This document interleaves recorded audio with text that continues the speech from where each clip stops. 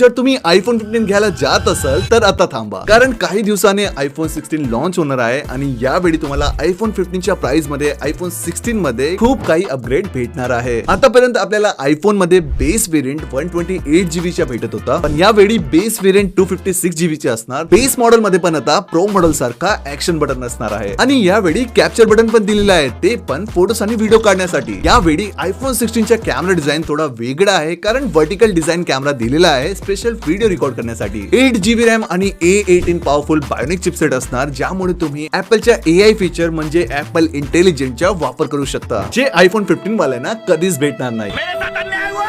आणि हे almost confirm झालं आहे की आयफोन 16 चा डिस्प्ले मध्ये 60 हर्ट्ज रिफ्रेश रेट असणार. पण आपण सगळ्यांना हे माहित आहे की ऍपल आपल्या शॉकिंग अनाउन्समेंट साठी खूप फेमस आहे. We do have one more thing. मग कदाचित यावेळी तुम्हाला आयफोन 16 चा डिस्प्ले मध्ये 90 हर्ट्ज चा रिफ्रेश रेट दिसायला भेटेल. म्हणून सांगतो